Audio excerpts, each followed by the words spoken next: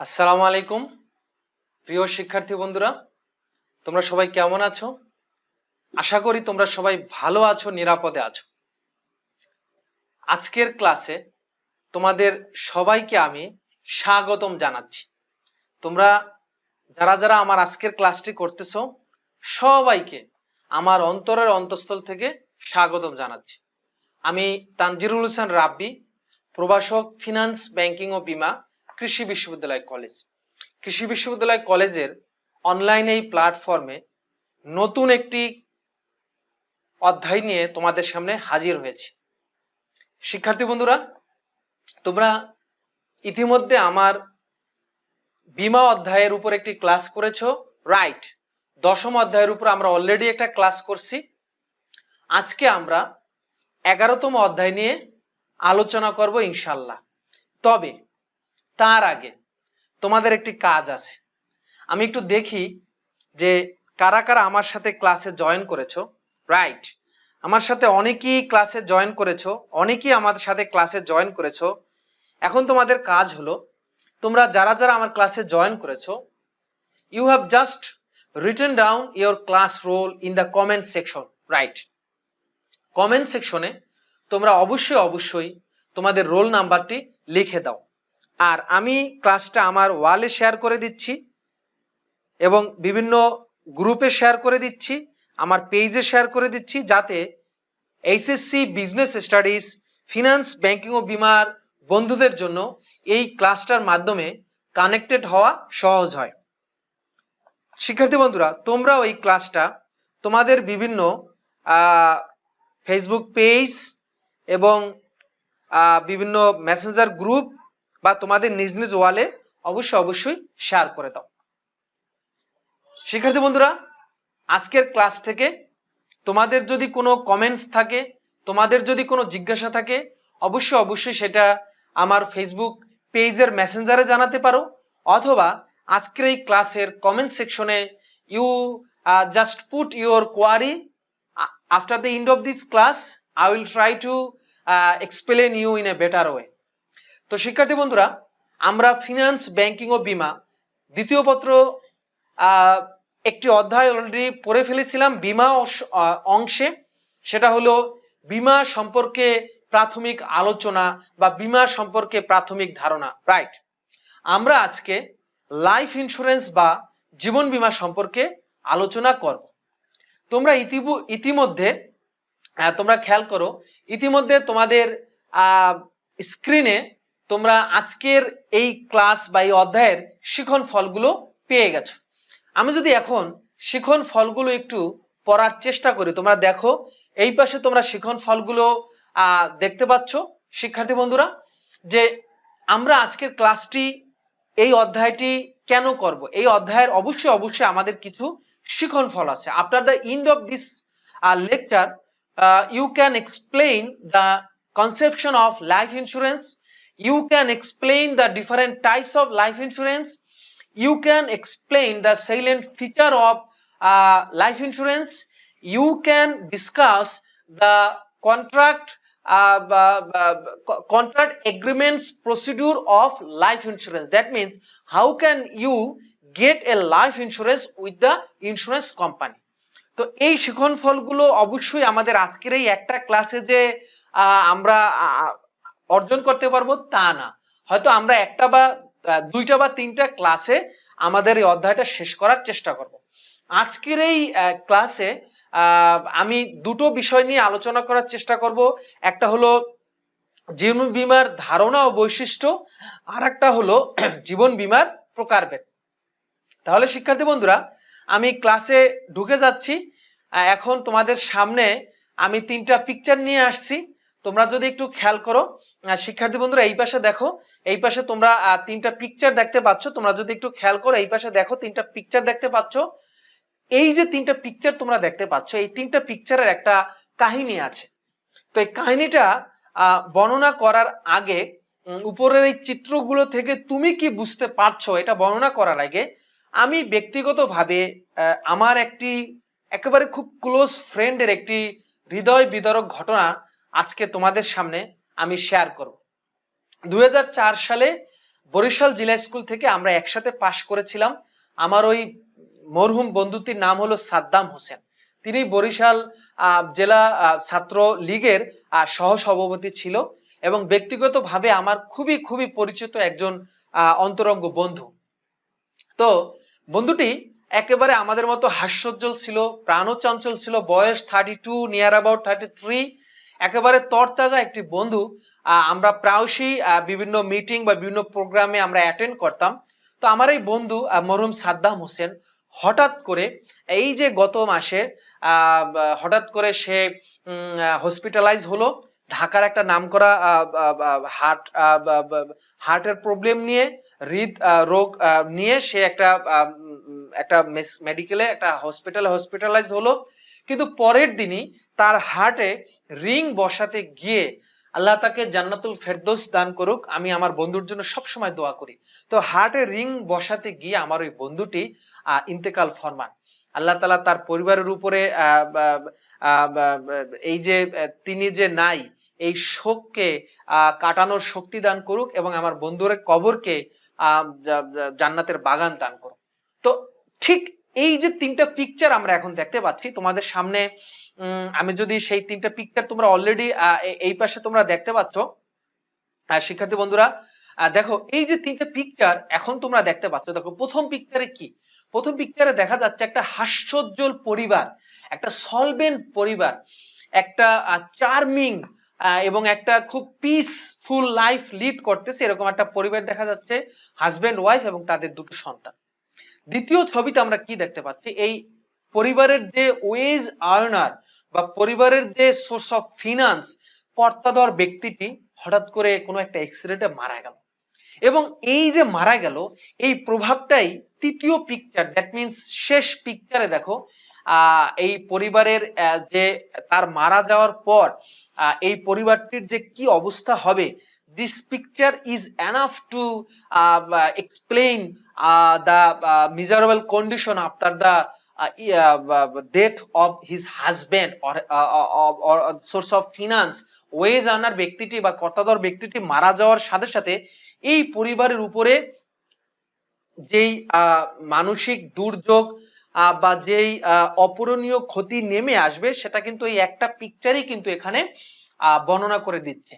এই পিকচার থেকে বলা, এই পিকচারে এই যে পরিবারের যে কর্ত্রী বা যে ব্যক্তি মারা গেল তার যে ওয়াইফ, তার চোখে একটা কি বলবো, একটা দুর্দশা, একটা হতাশা, বা সামনের লাইফ গুলো আমি কিভাবে লিড করব, এরকম কিন্তু একটা ছবি বা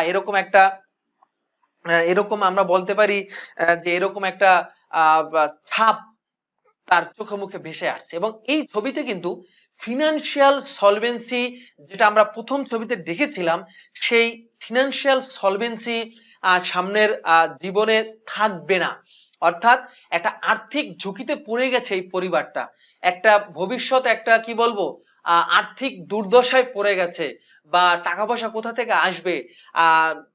ওই ব্যক্তিটি যতদিন জীবিত ছিল, ওয়েজ আর্নার যে ব্যক্তিটি যতদিন জীবিত ছিল, পরিবারটি যেভাবে ফিনান্সিয়ালি সলভেন্ট অবস্থায় চলে আসতেছিল, টাকা পয়সা নিয়ে কোনো চিন্তা ছিল না, ছেলেদের শিক্ষা পড়াশোনার কোনো খরচ নিয়ে চিন্তা ছিল না, day to day life lead করা, স্ট্যান্ডার্ড অফ লিভিং, মানসম্মত একটা জীবন ব্যবস্থা লিড করা নিয়ে কোনো চিন্তা ভাবনা তাদের ছিল না।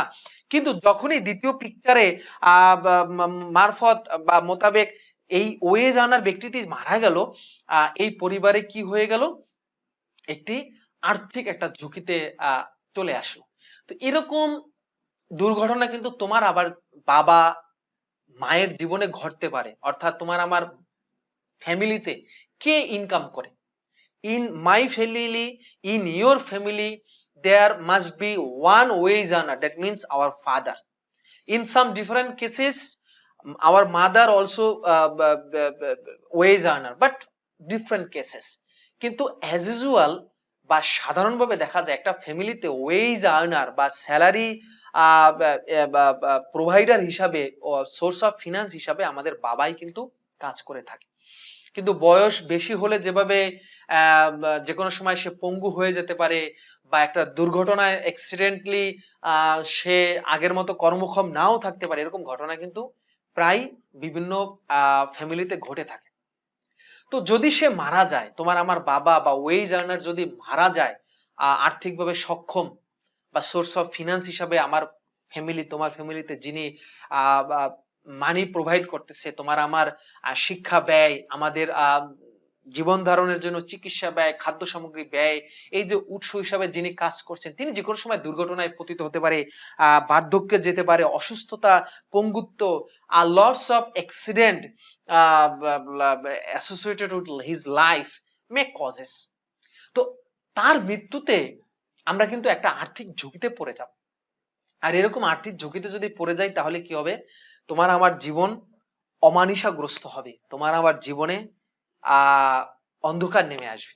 তবে তোমার আমার জীবনে এই যে আর্থিক ঝুঁকি বিদ্যমান, এই আর্থিক জীবনের সাথে সংশ্লিষ্ট এই আর্থিক ঝুঁকি মোকাবেলা করার জন্য আমাদের এক ধরনের আর্থিক প্রতিরক্ষা ব্যবস্থা আছে, তাকে বলা হয় লাইফ ইন্স্যুরেন্স, তাকে বলা হয় জীবন বীমা। অর্থাৎ আমাদের জীবনের সাথে সংশ্লিষ্ট বিভিন্ন ধরনের ঝুঁকি, যেমন মৃত্যু, বার্ধক্য, পঙ্গুত্ব, অসুস্থতা জনিত বিভিন্ন ঝুঁকি, যেই ঝুঁকির কারণে আমরা আর্থিকভাবে ক্ষতিগ্রস্ত হতে পারি, তবে এই আর্থিক ক্ষতিগ্রস্ত মোকাবেলা করার জন্য, এই আর্থিক ঝুঁকি মোকাবেলার জন্য যেই প্রতিরক্ষা ব্যবস্থা আমাদের আছে সেটা হলো লাইফ ইন্স্যুরেন্স। অর্থাৎ জীবন বীমা হলো বীমা গ্রহীতা এবং বীমা কোম্পানির ভিতরে এমন একটি লিখিত চুক্তি, যার মাধ্যমে তোমার আমার মৃত্যুর পর বা তোমার আমার পঙ্গুত্ব বা আমাদের বাবা মা বা বীমা গ্রহীতার জীবনের উপরে যদি কোনো ক্ষতি এসে যায়, ওই ক্ষতির এগেনস্টে প্রিমিয়াম প্রদানের প্রতিশ্রুতির বিপরীতে বীমা কোম্পানি তার জীবনের নিশ্চয়তা প্রদান করবে। অর্থাৎ পুরো জীবন তো তুমি আমি দান করতে পারবো না, কিন্তু জীবনের একটা নিশ্চয়তা দিতে পারবো। এখানে নিশ্চয়তা বলতে বোঝাচ্ছে কি, এখানে পরিপূর্ণ ক্ষতিপূরণ আমরা দিতে পারবো না, কিন্তু জীবনটা থাকা কালে তোমার পরিবার যেরকম একটা ছাতা হিসাবে তুমি পরিবারে থাকতা, পরিবারের আর্থিক কোনো চিন্তা করা লাগতো না, after your death insurance company will take this burdensome. অর্থাৎ এই বোঝাটা, এই আর্থিক ক্ষতি মোকাবেলার যে বোঝাটা, যেটা তুমি বহন করতে, মানে তোমার ফাদার বহন করতো, জীবন বীমা করা থাকলে after your father, death of your father, এই বোঝাটা, এই দায়িত্বটা জীবন বীমা কোম্পানি নিয়ে থাকবে। তাহলে এটাই হলো কি জীবন বীমা বা লাইফ ইন্স্যুরেন্স পলিসি। তাহলে শিক্ষার্থী বন্ধুরা, ছোট্ট করে যদি আমি বলি জীবন বীমা কি, জীবন বীমা হলো জীবনের সাথে সংশ্লিষ্ট আর্থিক ঝুঁকি মোকাবেলার প্রতিরক্ষা ব্যবস্থাকে জীবন বীমা বলা হয়।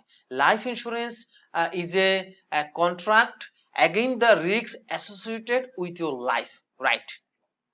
শিক্ষার্থী বন্ধুরা, এখন আমরা ছোট্ট একটা ভিডিও দেখব এবং এই ভিডিওটা দেখার মাধ্যমে আমরা জীবন বীমার আরো কিছু বিষয়, কনসেপ্ট ক্লিয়ার হবে। তাহলে চলো আমরা ভিডিওটা একটু দেখি।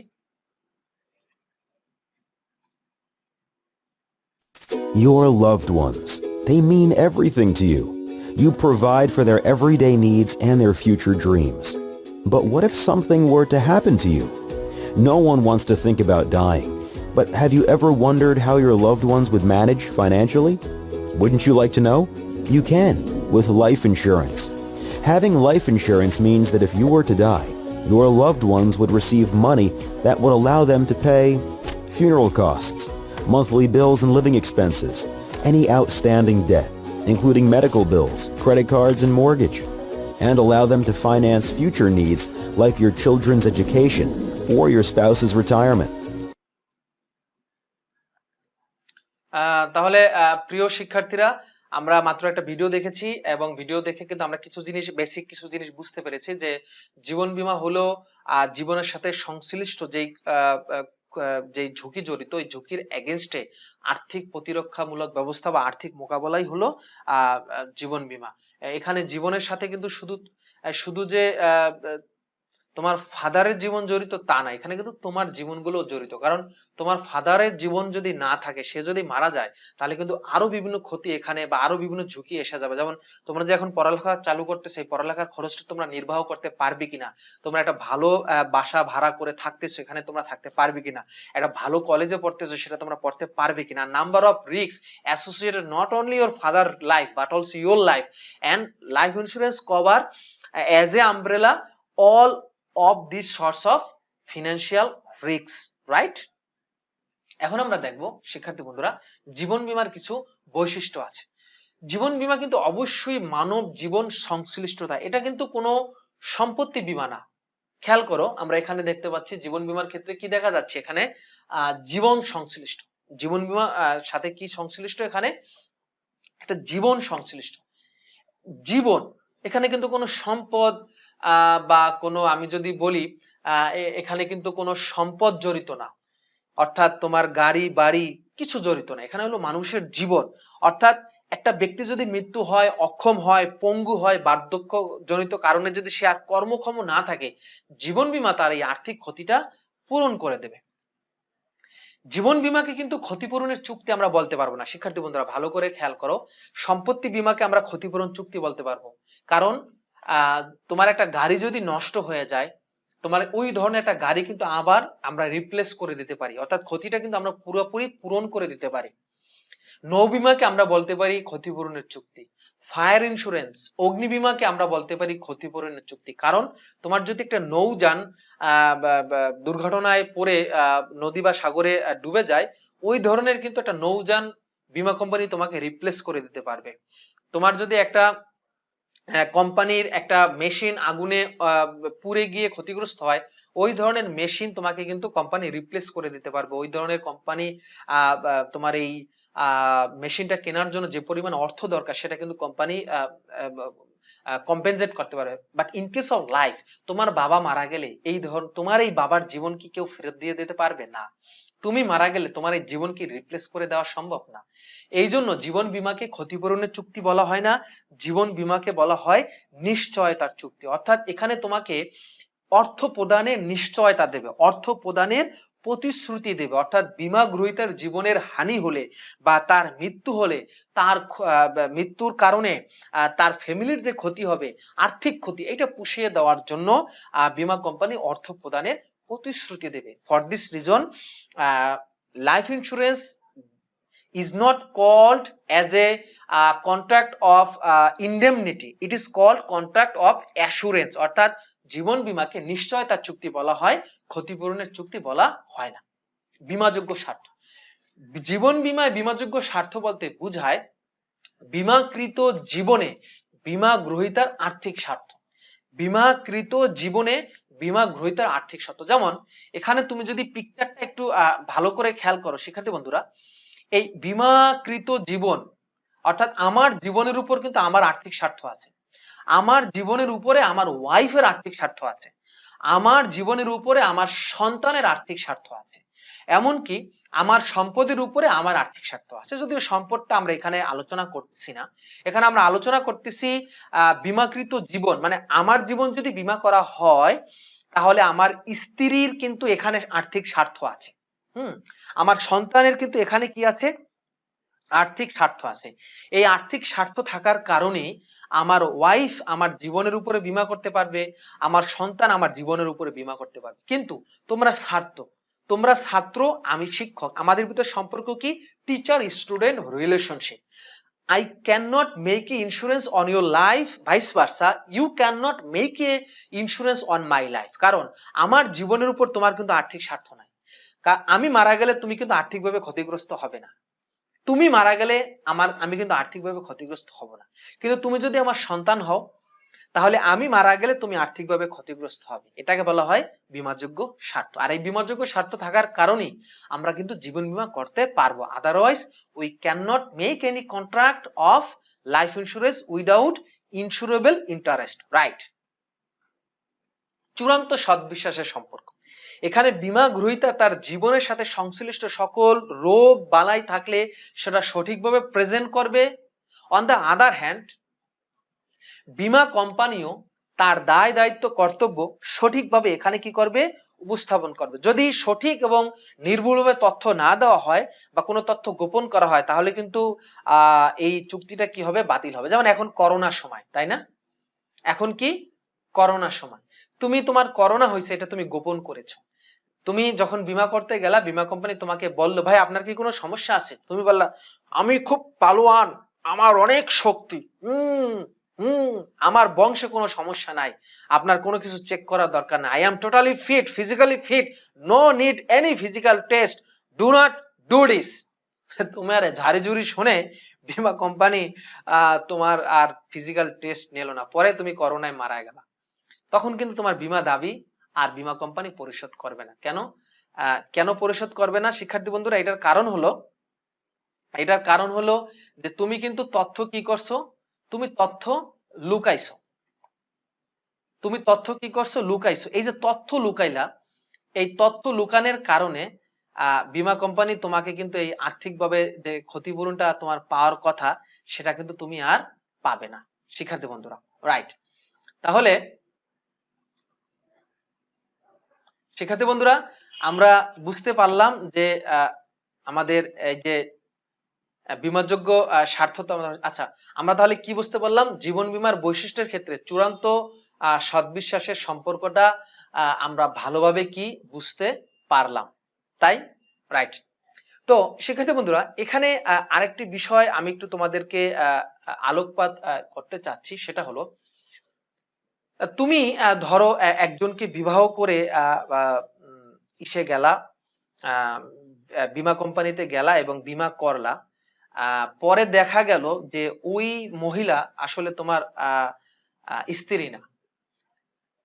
তুমি যখন কোর্টে গেলা এটা নিয়ে যে আমি তো এই মহিলার উপরে জীবন বীমা করছি, তো পুলিশ তোমাকে জিজ্ঞেস করছে সে কি আপনার স্ত্রী?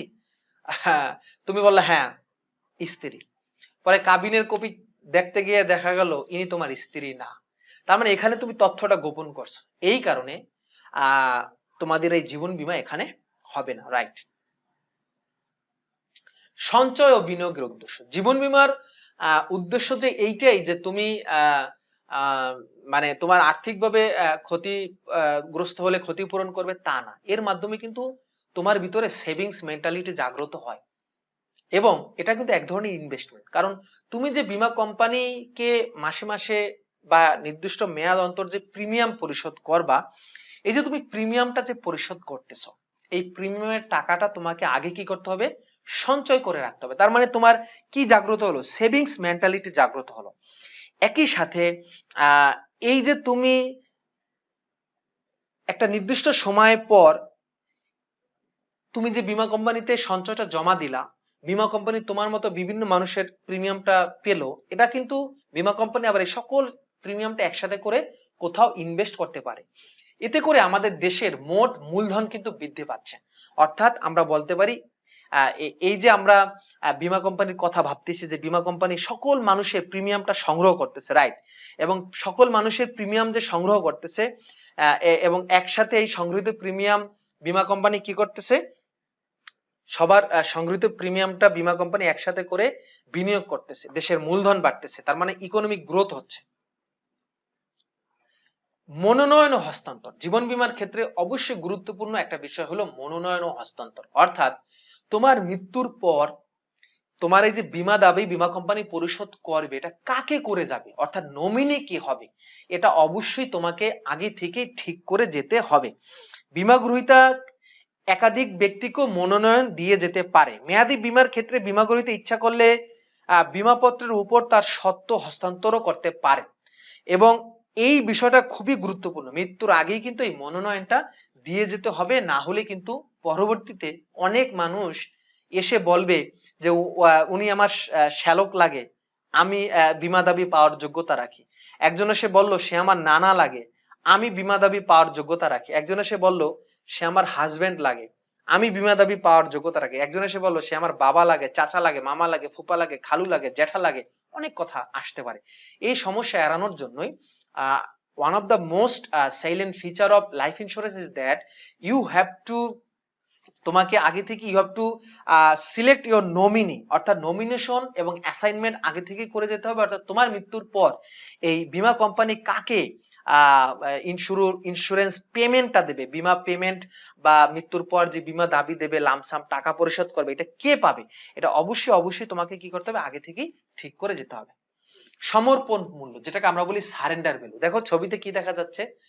সারেন্ডার করছে, মানে আমরা যে জীবন বীমা করলাম 50 বছরের জন্য করলাম, অর্থাৎ আমার মৃত্যুর আগ পর্যন্ত জীবন বীমাটা করলাম, এরকম কিন্তু আমি জীবন বীমা করতে পারি, রাইট? এখন এখানে একটি বিষয় খুবই গুরুত্বপূর্ণ প্রিয় শিক্ষার্থীরা, সেটা তোমরা অবশ্যই অবশ্যই মাথায় রাখতে হবে। সেটা হলো যে তুমি যখন প্রিমিয়াম দিতে আর পারতেছো না, অর্থাৎ জীবন বীমায় বীমা কোম্পানিকে বীমা গ্রহীতা প্রিমিয়াম দেবে, কিন্তু 2-4টা প্রিমিয়াম দেওয়ার পর তুমি কিন্তু আর প্রিমিয়াম দেওয়ার মতো তোমার আর সামর্থ্য নাই। এটা হতেই পারে আর্থিকভাবে তুমি আগের মতো তোমার সেই ফিনান্সিয়াল কন্ডিশন নাই, বেতন কমে গেছে বা ব্যবসায় আয় ইনকাম কমে গেছে, তখন তুমি সারেন্ডার করলা বীমা কোম্পানিকে যে ভাই আমি আর টাকা পয়সা দিতে পারতেছি না। তাহলে এতদিন যে তুমি প্রিমিয়াম দিয়ে গেলে সেগুলো কি মাইর হবে না? তখন বীমা কোম্পানি তোমাকে লামসাম একটা টাকা ফেরত দেবে, আর এই টাকাটাই হলো সমর্পণ মূল্য। অর্থাৎ আজীবন এবং মেয়াদি বীমা পত্রের বীমা গ্রহীতা অনেক দিন কিস্তি দেওয়ার পর যদি বীমাপত্র চালু করতে না চায়, সেক্ষেত্রে বীমা কোম্পানি বরাবর সে নিজেকে সমর্পণ করতে পারে এবং বীমা কোম্পানি তাকে একটা লামসাম মূল্য দেবে। ওই মূল্য কি বলা হয়? সমর্পণ মূল্য বা সারেন্ডার ভ্যালু। মর্টালিটি টেবিল, মৃত্যুহার পেঞ্জি। জীবন বীমায় মৃত্যু ঝুঁকির উপরেই কিন্তু প্রিমিয়ামের হার নির্ভর করবে। সাধারণত যুবক বয়স অর্থাৎ 40 বা 45 বছর পর্যন্ত মানুষ কিন্তু কম মারা যায়, বাট আফটার 50 ইয়ার্স, 50 বছরের পর দেখবা 50 বছর বয়সী মানুষের চেয়ে এর পরের বছর 51-52 থেকে শুরু করে এই এইজের মানুষ কিন্তু বেশি মারা যায়। তো ও ক্ষেত্রে প্রিমিয়ামের হার বেশি হবে। আর যুবক বা ইয়ং এজ মানুষ যখন বীমা করে তার প্রিমিয়ামের হারটা কম হয়। তো এখানে আমার একটা জিনিস বীমা কোম্পানির দরকার, একটা স্ট্যাটিস্টিক্স দরকার, একটা পরিসংখ্যান দরকার যে এই অঞ্চলে বা এই বয়সের এই এইজের রেঞ্জে কত মানুষ মারা যাচ্ছে প্রতি হাজারে, মেল কত ফিমেল কত। এই রেটটা যদি বীমা কোম্পানির হাতে থাকে তাহলে কিন্তু তারা অ্যাপ্রক্সিমেট করতে পারে, তারা একটা অ্যাজাম্পশন করতে পারে বা তারা একটা কিন্তু ধারণা করতে পারে যে না, এই রেটের উপরে এই এই এই রেঞ্জে আমরা এত পরিমাণ প্রিমিয়াম নির্ধারণ করব। এটা হলো মৃত্যুহার পঞ্জি, এটা একটা পরিসংখ্যান, এটা বীমা কোম্পানির খুবই খুবই দরকার হয়। শিক্ষার্থী বন্ধুরা, আমরা এতক্ষণ আলোচনা করছি জীবন বীমা কি, জীবন বীমার বৈশিষ্ট্য। Now we are going to discuss about classification of life insurance. জীবন বীমা কিন্তু বিভিন্ন ধরনের হতে পারে। আমরা এখন সেই জীবন বীমার প্রত্যেকটা পার্ট আলাদা করে এখানে দেখব। তোমরা আমাদের সাথে থাকবে এবং অবশ্যই অবশ্যই তোমরা আমাদের সাথে শেষ পর্যন্ত থাকবে। আর যদি কেউ আমার ক্লাসটা এখন মিস করো, লাইভ ক্লাসের পর আমাদের কলেজের পেজে ক্লাসটা দেওয়া থাকবে, ওখান থেকেও কিন্তু তুমি পরবর্তীতে ক্লাসটা করতে পারবে। অথবা তুমি যদি চাও আমার ইউটিউব চ্যানেলে চলে গেলো, ওখানে আমি ক্লাসটা আপলোড করে রাখবো, ওখানে তোমরা ইনশাল্লাহ দেখবে। But before that, hit the subscribe button, click the notification bell, then you will be able to get new classes from Hussain sir, right? আমরা এখন জীবন বীমার প্রকারভেদ দেখব। প্রথমে আমরা দেখব on the basis of duration, অর্থাৎ মেয়াদের ভিত্তিতে জীবন বীমা কয় ভাগে ভাগ করা যায়। মেয়াদের ভিত্তিতে সাধারণত জীবন বীমাকে 3 ভাগে ভাগ করা যায়: মেয়াদি বীমাপত্র, আজীবন বীমাপত্র, আর একটা হলো সাময়িক বীমাপত্র। একটা হলো মেয়াদি বীমাপত্র, আজীবন বীমাপত্র, সাময়িক বীমাপত্র। এই 3টা বীমাপত্র মেয়াদের ভিত্তিতে আমরা দেখে থাকি কমন, এবং এই 3টা থেকে কিন্তু তোমাদের অবশ্যই অবশ্যই পরীক্ষায় প্রশ্ন আসবে। উদ্দীপক দিয়ে বলবে জনাব রহিম সাহেব উদ্দীপকে কোন ধরনের বীমাটি করতে চেয়েছিল ব্যাখ্যা করো, বা উদ্দীপকে জনাব সালাম সাহেবের গৃহীত বীমাপত্রটি কোন ধরনের ব্যাখ্যা করো। এটা কিন্তু আমাদের সবসময় পরীক্ষায় আসে। So be careful and attentive and carefully listen this lecture, then you will be able to answer the questions basis on your exam. ওকে, এক্সামে আসার কোশ্চেন গুলো তোমরা সহজেই অ্যান্সার দিতে পারবে। তাহলে প্রথমে আমরা দেখব শিক্ষার্থী বন্ধুরা, আমরা প্রথমে দেখব মেয়াদি বীমাপত্র, যেটাকে ইনডনমেন্ট পলিসি বলে। মেয়াদি বীমাপত্রকে কি বলা হয়? ইনডনমেন্ট পলিসি। শিক্ষার্থী বন্ধুরা, মেয়াদি বীমাপত্র আমি এখন একটা অ্যানিমেশন দিয়ে বুঝাচ্ছি, তোমরা ভালো করে খেয়াল করো। তোমাদের সামনে দেখো একজন ব্যক্তির তার জীবনের বিভিন্ন এইজ চলে আসছে, অর্থাৎ এই ব্যক্তিটি, আমি যদি তোমাদেরকে একটু দেখাই তোমরা বুঝতে পারবা। এই ব্যক্তিটি 25 বছর বয়সে কেমন ছিল, 40 বছর বয়সে কেমন ছিল, 50 বছর বয়সে কেমন ছিল এবং 65 বছর বয়সে কেমন ছিল। এই ব্যক্তিটির বিভিন্ন এইজের অবস্থা এখানে দেওয়া আছে, রাইট? এখন এই যে মেয়াদি বীমাপত্র, এটা কিন্তু একটা চুক্তি।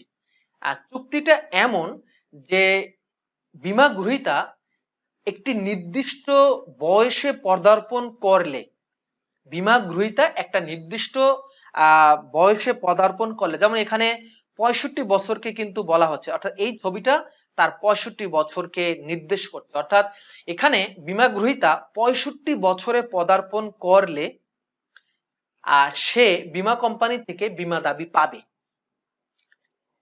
বীমা গ্রহীতা একটা নির্দিষ্ট বয়সে পদার্পণ করলে সে বীমা কোম্পানি থেকে উল্লেখিত বীমাপত্রে উল্লেখিত নির্দিষ্ট পরিমাণ অর্থ বীমা দাবি হিসাবে সে পাবে।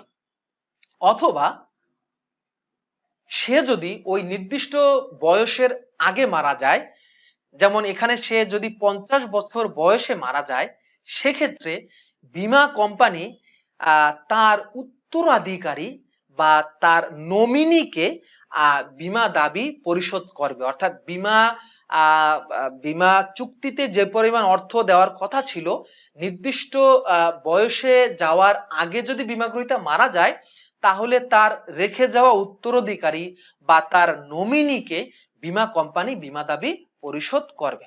তাহলে শিক্ষার্থী বন্ধুরা, আমি আবারও বলতেছি, ব্যাপারটা কি দাঁড়ালো?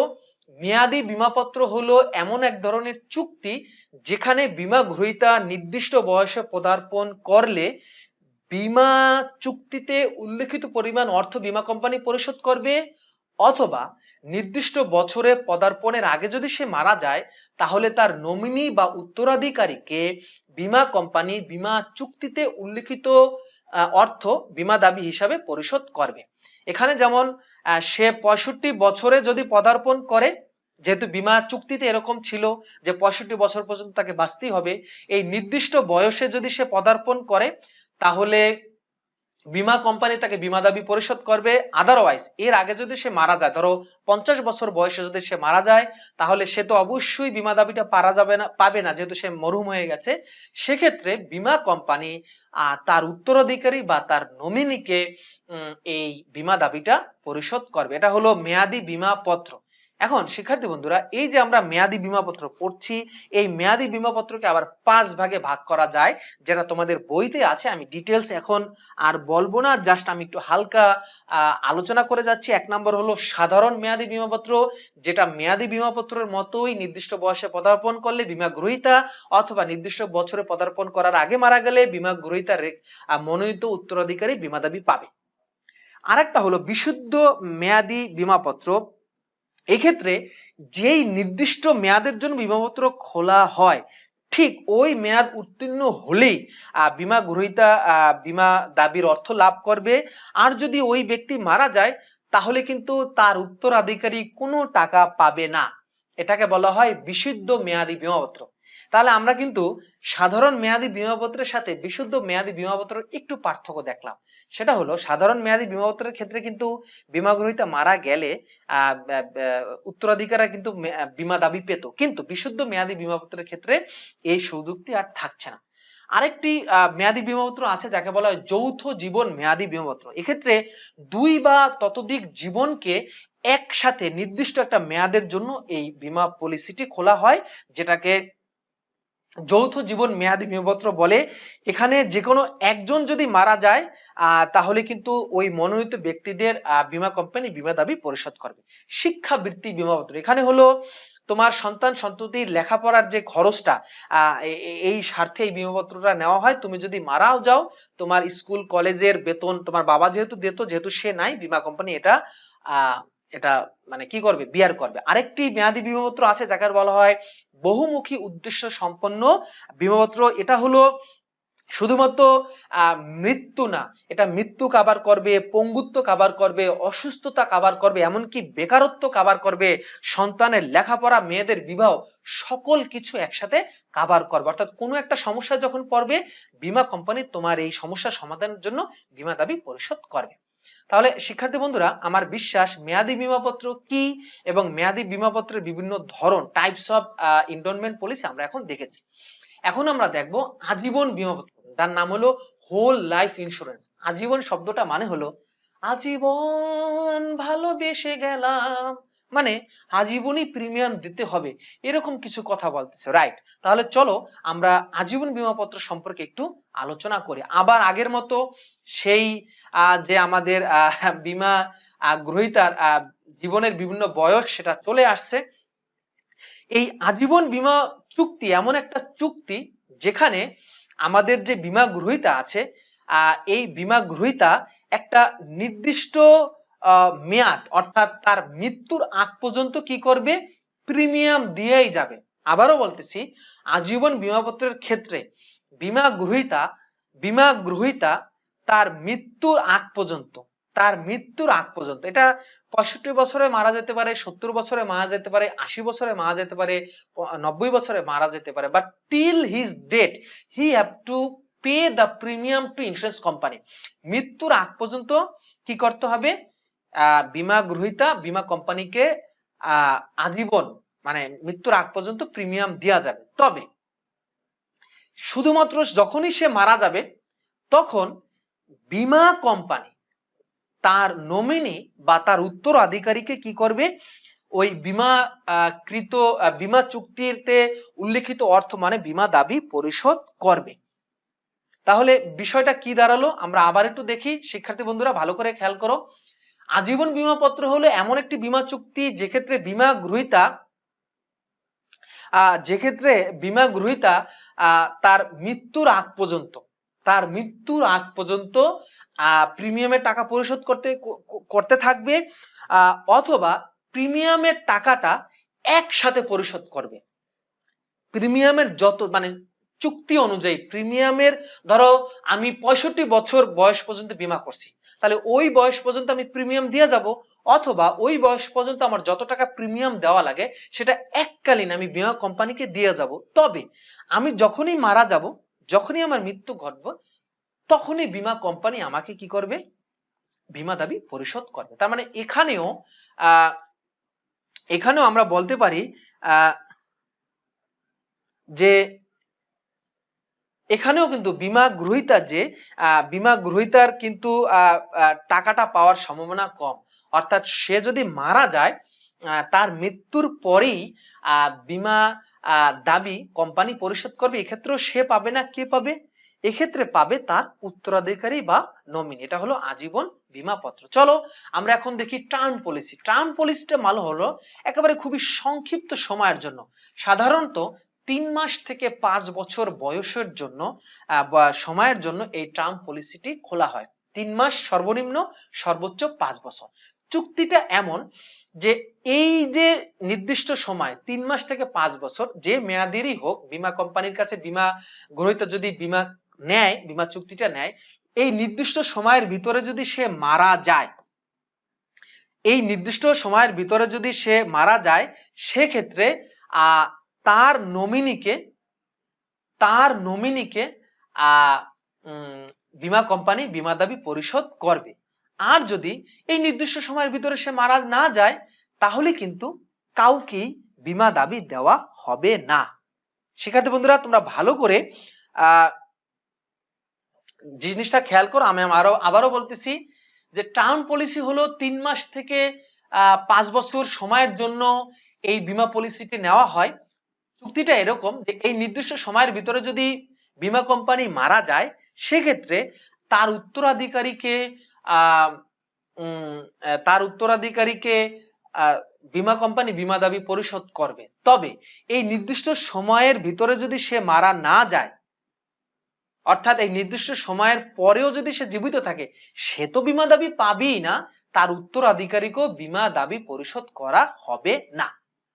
তাহলে এই যে তিনটা আমরা বীমা পড়লাম, মেয়াদি বীমাপত্র, আজীবন বীমাপত্র এবং সাময়িক বীমাপত্র, তিনটার ভিতরে কিন্তু বেসিক তিনটা পার্থক্য আছে। সেটা হলো মেয়াদি বীমাপত্রের ক্ষেত্রে উত্তরাধিকারী বীমা দাবি পাবে। এখানে কি বলছে আমি আবার একটু পড়ি, যে বীমাপত্রের মাধ্যমে প্রতিশ্রুতি দেওয়া হয় বীমা গ্রহীতা নির্দিষ্ট বয়সে পদার্পণ করলে বীমাপত্র উল্লিখিত নির্দিষ্ট অর্থ প্রদান করা হবে, অথবা উক্ত সময়ের পূর্বে বীমা গ্রহীতা মারা গেলে তার মনোনীত ব্যক্তি পাবে। অর্থাৎ মেয়াদি বীমাপত্রের ক্ষেত্রে আমরা দেখছি সে যদি নির্দিষ্ট বয়সে পদার্পণ করে সে পাবে, আর নির্দিষ্ট বয়সে যদি সে মারা যায় তাহলে তার উত্তরাধিকারী পাবে। আর আজীবন বীমার পত্রের ক্ষেত্রে তার পাওয়ার কোনো সম্ভাবনা নাই, সে আজীবন বীমার টাকাটা পরিশোধ করবে, প্রিমিয়ামটা পরিশোধ করবে, অথবা এককালীন প্রিমিয়াম দেওয়া যাবে শুধুমাত্র তার মৃত্যুতে, তার নমিনি এই টাকাটা পাবে। সেক্ষেত্রে বন্ধুরা তোমাদের জন্য আমি এই বিষয়টা আবারও একটু রিক্যাপ করতেছি, কারণ এখান থেকে প্রায়শই আমাদের পরীক্ষায় প্রশ্ন আসে। আমি আবারও রিক্যাপ করতেছি মেয়াদি বীমাপত্র। তাহলে আমরা দেখি মেয়াদি বীমাপত্র হলো এমন একটা বীমা চুক্তি যেখানে নির্দিষ্ট বয়সে যদি বীমা গ্রহীতা পদার্পণ করে, ধরো 65 বছর বয়স, সেক্ষেত্রে সে বীমা দাবিটা পাবে। আর ওই নির্দিষ্ট বয়সে পদার্পণের আগে যদি সে মারা যায় তার নমিনি বীমা দাবি পাবে। এটা হলো মেয়াদি বীমাপত্র। আজীবন বীমাপত্রের ক্ষেত্রে সে মৃত্যুর আগ পর্যন্ত বীমা প্রিমিয়াম দিয়েই যাবে, অথবা একটা নির্দিষ্ট বয়স পর্যন্ত যত প্রিমিয়াম আসে সব টাকা একসাথে বীমা কোম্পানিকে দিয়ে যাবে। যদি সে মারা যায় বীমা কোম্পানি তাকে বলতে তার উত্তরাধিকারীকে বীমা দাবি পরিশোধ করবে। আর সাময়িক বীমাপত্রের ক্ষেত্রে একটা নির্দিষ্ট সময়ের জন্য বীমা করবে, তবে ওই নির্দিষ্ট সময়ের ভিতরে যদি সে মারা যায় তাহলে কোম্পানি তার উত্তরাধিকারীকে বীমা দাবি পরিশোধ করবে। আর ওই নির্দিষ্ট সময়ের ভিতরে যদি সে মারা না যায় অর্থাৎ জীবিত থাকে তাহলে কিন্তু কেউ বীমা দাবি পাবে না। রাইট। এই সাময়িক বীমাপত্র আবার দুই ধরনের, একটা হলো স্বল্পকালীন সাময়িক বীমাপত্র আর একটা হলো নবায়নযোগ্য সাময়িক বীমাপত্র, যেটা নির্দিষ্ট সময়ের পরে তুমি নবায়ন করার একটা সুযোগ থাকে। সেক্ষেত্রে বন্ধুরা এখন তোমাদের সামনে একটা ছবি এসেছে যে যুবক বছর বয়সে তুমি কোন বীমাটা তোমার জন্য ভালো হবে, বিবাহিত হলে কোন বীমাটা তোমার ভালো হবে, বিবাহিত সন্তান সহ কোন বীমাটা ভালো হবে, বিবাহিত সন্তান অনেক বড় হয়ে গেছে, মানে তুমি বুড়ো হয়ে গেছো, বয়স্ক হয়ে গেছো, তখন তোমার জন্য কোন বীমাটা ভালো হবে। অবশ্যই এটা আমার কমেন্টসে জানাবে অথবা আমাকে মেসেঞ্জারে জানাবে। যেভাবেই হোক you just give a feedback on this question. Right. তাহলে আমরা একটু আগে মেয়াদের ভিত্তিতে বীমা কিরকম হয় সেটা দেখেছি। এখন আমরা দেখব বীমা সালামি মানে প্রিমিয়াম পরিশোধের ভিত্তিতে বীমাটা কয় ধরনের হয় সেটা আমরা দেখব। সাধারণত প্রিমিয়ামের ভিত্তিতে বীমাটা দুই ধরনের হয়, একটা হলো একক কিস্তি বীমাপত্র আর একটা হলো সমকিস্তি বীমাপত্র। একক কিস্তি বীমাপত্র হলো এখানে এক কিস্তিতে সকল প্রিমিয়াম বীমা কোম্পানিকে বীমা গ্রহীতা পরিশোধ করবে। আর যদি এটা সমকিস্তি বীমাপত্র হয় সেক্ষেত্রে মোট প্রিমিয়ামের টাকাকে কিস্তিতে, অর্থাৎ আমরা বার্ষিকীর অঙ্ক করেছিলাম না, অ্যানুইটি বা বার্ষিকী সিস্টেমে মাসিক কিস্তি অথবা ষান্মাসিক কিস্তিতে অথবা সমানভাবে কিস্তিতে বীমা কোম্পানিকে বীমা গ্রহীতা পরিশোধ করবে। বীমা গ্রহীতার সংখ্যার ভিত্তিতে, অর্থাৎ কতজন বীমা গ্রহীতা এটার উপর ডিপেন্ড করে বীমাকে কয়েক ভাগে ভাগ করা যায়। একটা হলো একক জীবন বীমাপত্র আর একটা হলো বহু জীবন বীমাপত্র। তাহলে প্রথমে আমরা দেখি একক জীবন বীমাপত্রটা কি। একক জীবন বীমাপত্র হলো এখানে একটা মাত্র লাইফ কভার করবে, অর্থাৎ তুমি শুধুমাত্র একটা জীবনকে এখানে বীমাটা করতে পারবে। আর যদি তুমি বহু জীবন বীমাপত্র করো সেক্ষেত্রে তুমি একাধিক লাইফ কভার করতে পারবে আন্ডার দিস লাইফ ইন্স্যুরেন্স। তবে এটার আবার দুইটা ভাগ, একটা হলো যৌথ জীবন বীমাপত্র আর একটা হলো শেষ উত্তরজীবী জীবন বীমাপত্র। যৌথ জীবন বীমাপত্র হলো এখানে তুমি ৩-৪ জন মিলে একসাথে জীবন বীমাপত্রটা করতে পারো, যেমন তোমার বাবা মা তুমি ৩ জন মিলে একটা জীবন বীমাপত্র করলা, এটাকে আমরা বলবো জয়েন্ট লাইফ পলিসি। এখানে যে কোনো একজন মারা গেলে, হয় তোমার বাবা আগে মারা গেল, তুমি আগে মারা গেলা, বা মা আগে মারা গেল, with the date of any insured person, যে কোনো একজন বীমা গ্রহীতার মৃত্যুর সাথে সাথে বীমা কোম্পানি তোমাদেরকে বীমা দাবি পরিশোধ করবে। বাট শেষ উত্তরজীবী বীমাপত্র এটা হলো এখানে সবাইকে মারা যেতে হবে, অর্থাৎ তোমার বাবা মারা গেল বীমা কোম্পানি বীমা দাবি পরিশোধ করবে না, তোমার মা মারা গেল বীমা দাবি পরিশোধ করা হবে না। কিন্তু শেষ বীমা মানে একেবারে শেষে যে জীবিত থাকবে শুধুমাত্র তাকেই কি করা হবে, শেষ জীবিত ব্যক্তিটি যখনই মারা যাবে তখনই কিন্তু বীমা দাবি পরিশোধ করা হবে। এবং ৩ জনের কেউই কিন্তু বীমাটা পাবা না, বীমা দাবির টাকা পাবা না। কে পাবে?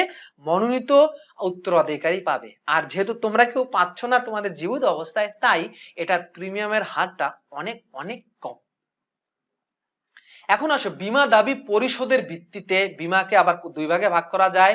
একটা হলো এককালীন বা থোক বীমাপত্র, আর একটা হলো বৃত্তি বা কিস্তি বীমাপত্র। এককালীন বা থোক হলো এখানে বীমা কোম্পানি সমস্ত বীমা দাবি একসাথে পরিশোধ করে দেবে। থোক মানে একসাথে, ভাই নাও চলে যাও, ঝামেলা শেষ, সেলফি তুলবে, পেপারে দেবে, না এই কোম্পানি ভালো, সব টাকা একসাথে দিয়ে দিয়েছে, শেষ।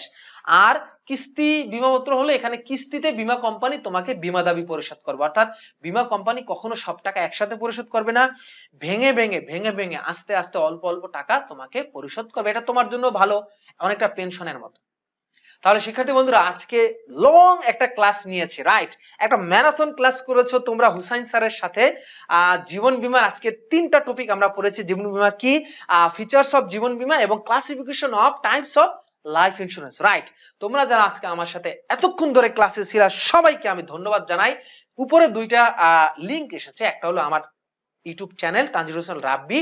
If you miss this class, don't worry, just rush to my YouTube channel, search in the playlist, and in the playlist you must find a playlist name life insurance, and here you must get this missed class. ওকে, এবং আমার একটি YouTube চ্যানেলের সাথে সাথে একটা Facebook page আছে তানজিল হোসেন রাব্বি, ওখানে আমার ইউটিউবের ক্লাসের লিংক দেওয়া থাকে। শুধু তাই না, বিভিন্ন মোটিভেশনাল এবং আমার ব্যক্তিগত বিভিন্ন লেখা ওখানে আমি দেই। তোমরা পেজটা লাইক দিয়ে রাখবে, then you will be able to get new notification, new post from Hussain sir, and you must subscribe my channel, hit the notification bell, then you will be able to get new classes not only on finance but also on accounting। SSC এবং HSC লেভেলের জন্য কিছু design করা কিছু special class only for you from Hussain sir আমি রেখে দিয়েছি। তাহলে আজকে বিদায় নিচ্ছি, তোমরা সবাই ভালো থাকো। মনে রাখবে, হতাশাকে হতাশ করতে পারলি তুমি সফল, আর হতাশাকে হতাশ করতে না পারলে তুমি হতাশ টুস হয়ে যাবা, হতাশ স্কোয়ার হয়ে যাবা। বিদায় নিচ্ছি, ভালো থাকবা। আসসালামু আলাইকুম রাহমাতুল্লাহ।